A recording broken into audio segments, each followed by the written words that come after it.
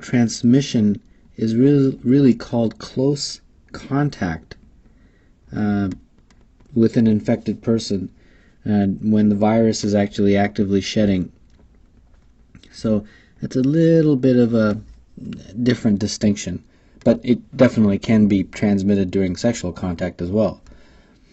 Now, what's important about this virus that is rather sad and unfortunate is that it lays dormant in the nerves, and in particular the dorsal root ganglia, dorsal root sacral ganglia. Now, what can happen is that this virus can then be reactivated because of some triggers. So periodically you can get a recurrence of herpes, and here are some of the reasons. A lot of sunlight can trigger this, a febrile illness, stress, physical and emotional stress, and definitely immunosuppression. So for example, someone who has HIV and has a weakened immune system. And that's why herpes is one of those things that just keeps reoccurring, because it keeps the recurrent herpetic eruptions are precipitated by all those things that I just mentioned.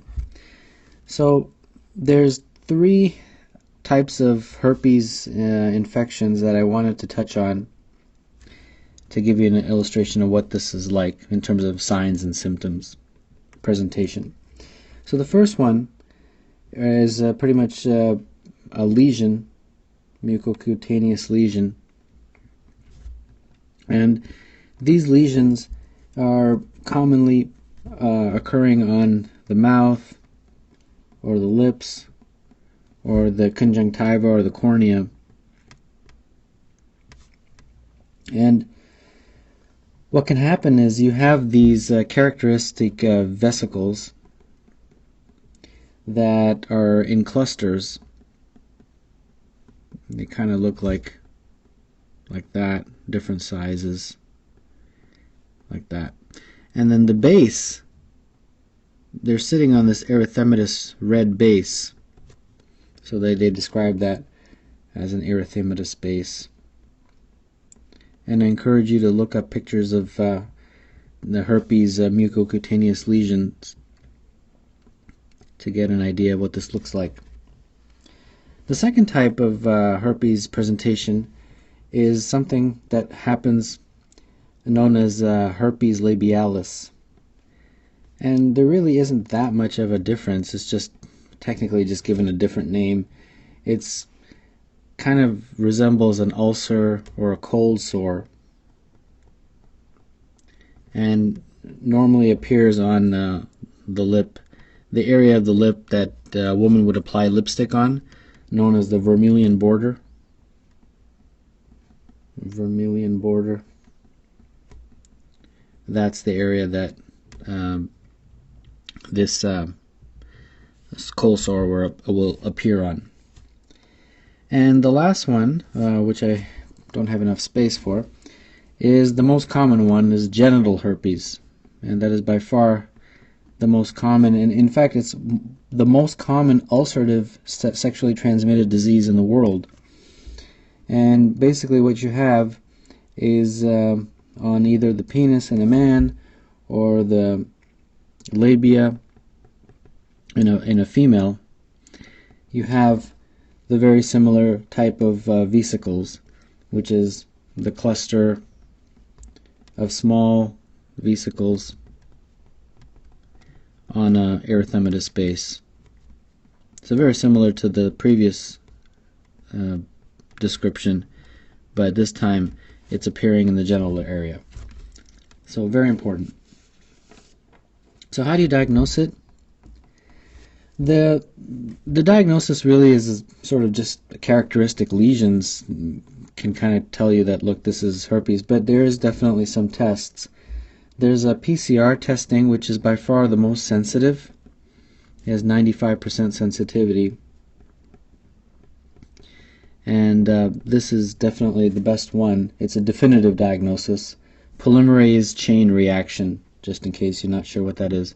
There's another test that's done that is not as sensitive, but it's very commonly tested or mentioned on licensing exam. It's called a Zank prep, and basically that's also used in the diagnosis of herpes simplex. But this is the one that's the best one. So you take some fluid or material from the base of the vesicle, and then you test it. So treatment, well, the good news is that for all types of treatment, for all types of herpes, the treatment is essentially the same drugs. Acyclovir is by far the most common, and then valcyclovir is also used. Valcyclovir is more expensive.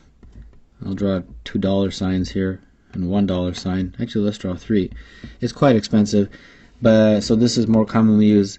These are antiviral drugs, and they all tend to end in vir, just in case you're wondering. And the viral drugs are great because they reduce the viral shedding. Because remember, when the virus is shedding, that's what's actually causing the virus to spread from person to person when there's close contact. So they reduce the viral shedding.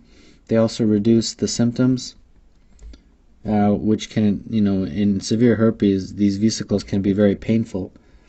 And then they also reduce the symptoms, and they also shorten the viral excretion time. So that's some of the reasons why you would use these medications. So now let's take a look at some vignettes and see what this looks like. A 17-year-old white female at 20 weeks gestation presents with a 2-day history of painful vesicular lesions on her labia. This is the first time she has ever had this problem. Her last sexual contact was 10 days ago. She has also had low-grade fever, malaise, headaches, mild diffuse abdominal pain. On exam, she has vesicles and an erythematous papules on the labia bilaterally. A few firm, tender inguinal nodes are also noted. Which of the following tests is the most sensitive for confirming the diagnosis?